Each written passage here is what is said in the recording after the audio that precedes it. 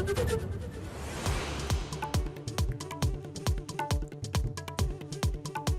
સવારે 6 થી 10 વાગ્યા સુધીમાં રાજ્યના 58 તાલુકામાં ખાબક્યો વરસાદ. સૌથી વધુ બનાસકાંઠાના દાંતામાં 3.25 ઇંચ, તો ધરમપુર, કપરાડા અને સિદ્ધપુરમાં 1 ઇંચ વરસાદ.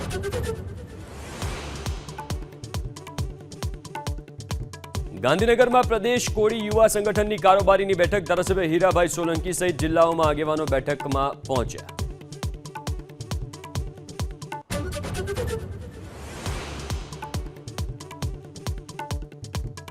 ગળે ફાંસો ખાઈને કેદીની આત્મહત્યા. દાહોદના ઝાલોદની સબજેલમાં નકલી નોટના કેસમાં આરોપી જવા સંગડાએ ટૂંકાવ્યું જીવન. ઉચ્ચ અધિકારીઓ દોડતા હતા.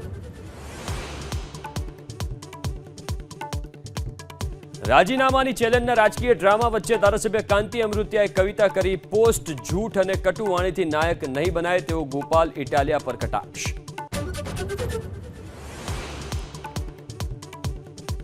તમિલનાડુના તિરુવલ્લુરમાં ડીઝલ લઈ જતી માલગાડીમાં ભીષણ આગ. થોડીવાર માટે સર્જાયો અફરાતફરીનો માહોલ. ચેન્નઈ જતી આવતી અનેક ટ્રેનની અવરજવર પ્રભાવિત.